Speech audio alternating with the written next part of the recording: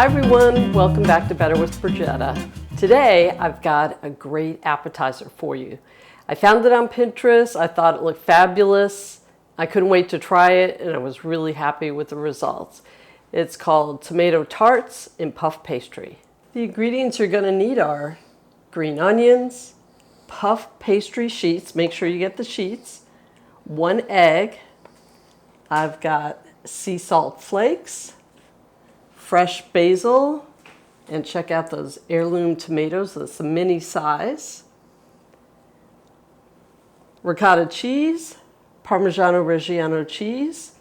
I'm using balsamic glaze, but you can use just balsamic vinegar, extra virgin olive oil, pepper, oregano leaves, and garlic powder. Our first step is to take our mini heirloom tomatoes and we're going to cut them in half. So I'll just give you an idea here. We want to get a mixture of the different colors. We've got yellow, different ranges of red, orange. I want to make sure to get a variety. I think that's what's going to look best. But look at that.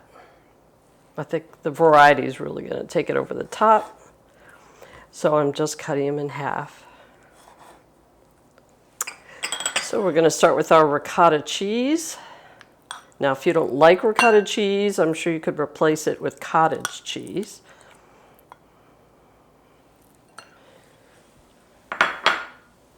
I've got our fresh basil. I've already chopped that up.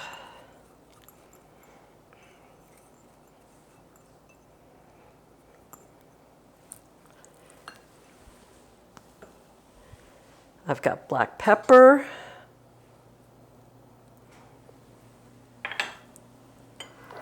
I've got oregano leaves. I've got garlic powder. This is going to be your filling that's going to go on the puff pastry. Here's your shredded parmigiano-reggiano cheese. Now the original recipe called for salt. We decided it was too salty, so we took that out of the recipe.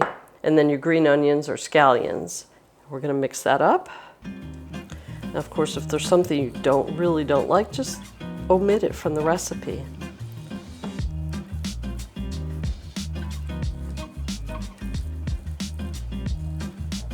And if I didn't say this already, the oven is preheated to 425.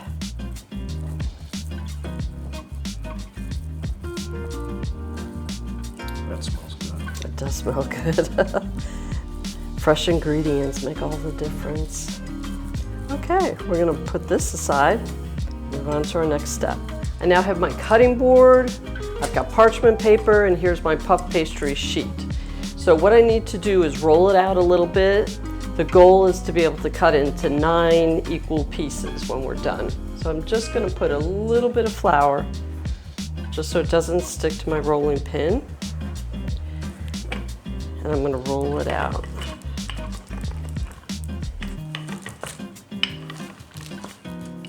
All right, so we want 9 equal pieces. I'm going to use my big knife and kind of gauge where I want each one of them to be and adjust as necessary. Because I have that odd corner, it might not be exactly equal. Okay, so we're going to cut those.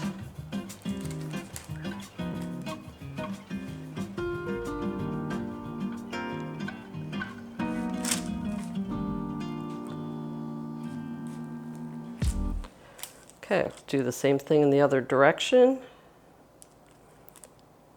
Just kind of a test. Of course, I'm trying to be exact for you guys, but it probably won't always be that way.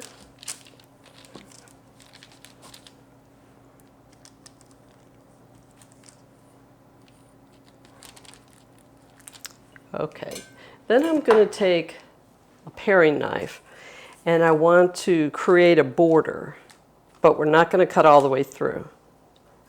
Just very gently That's okay, it won't taste any different.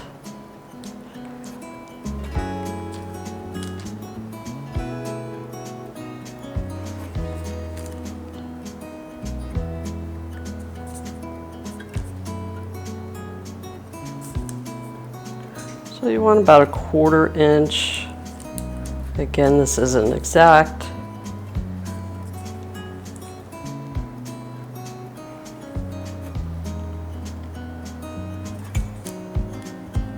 And you don't want it to cut all the way through,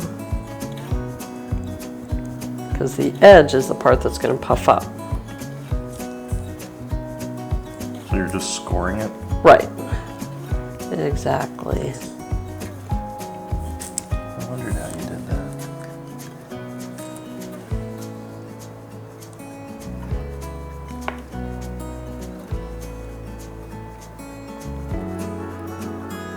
Gotta be careful because I think I almost went through. What happens if you go through?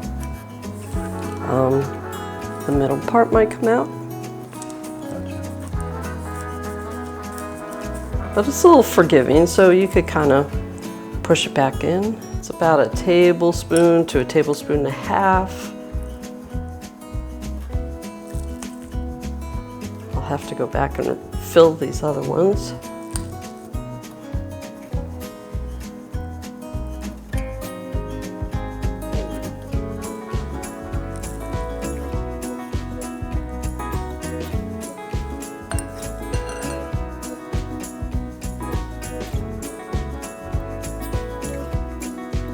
The idea is try and keep them inside the square.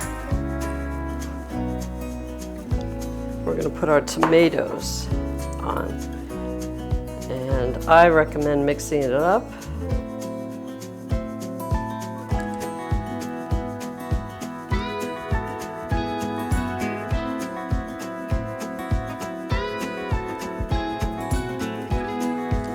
Say at least 4.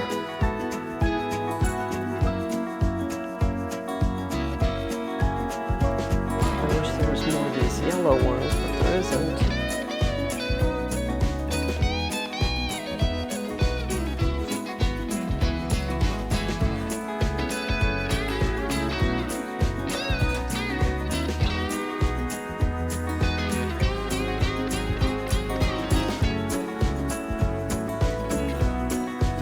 Before going into the oven, we're going to need to give it an egg wash.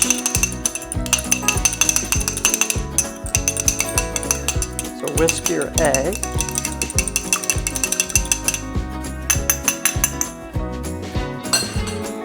Oh, but first we gotta drizzle the olive oil. Can't forget that.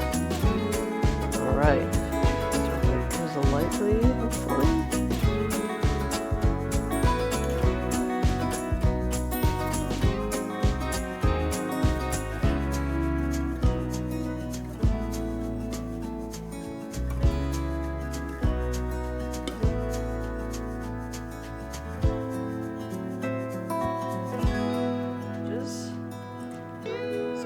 Golden brown.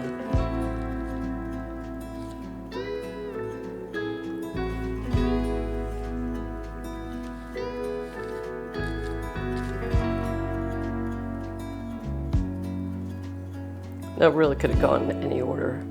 You could have done the egg wash first and then the oil would be fine.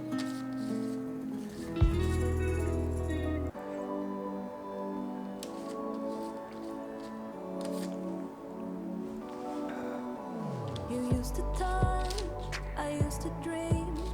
We used to say you're the prettiest I've ever seen. So long ago, before it all went down in flames, we were harder than it wouldn't be. How could we know that it was all wrong?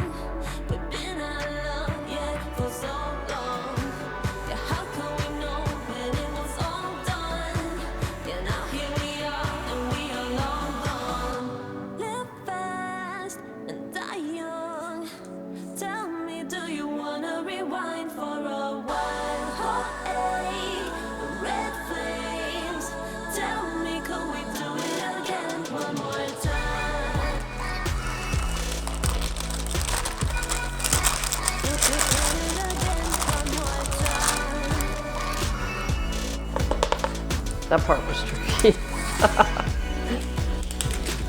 All right, we need to separate them so they have room to rise. You told me twice that you're the only pretty girl for me so long ago. When we were free, if for a while we were harder than a wooden dream. How could we know that it was so wrong? We've been out of love yet for so long.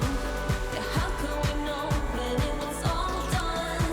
Yeah, now here we are and we. Okay, it's time to take them out of the oven, but first I wanted to tell you that halfway through the cooking time, I turned the tray, which is what they recommended for the recipe.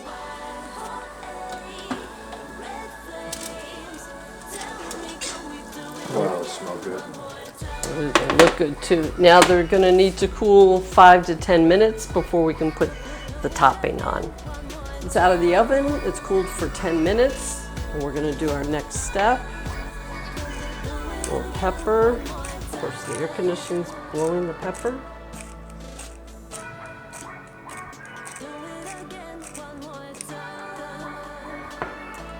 We're using our flaky salt.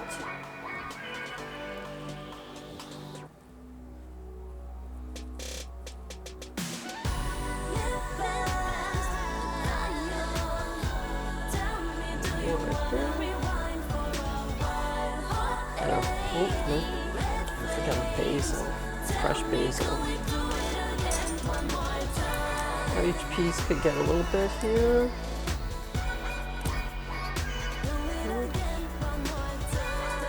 They're pretty good pieces.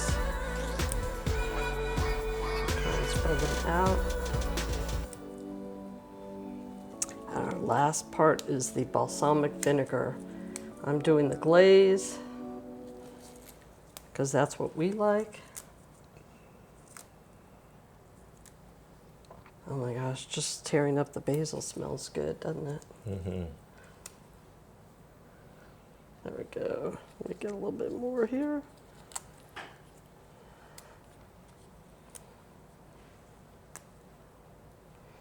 Okay, here's our glaze.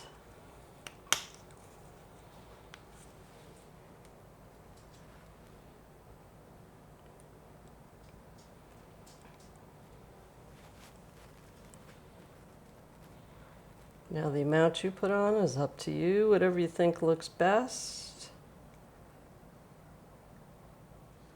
All right, you ready to try tomato tarts in puff pastry? I am.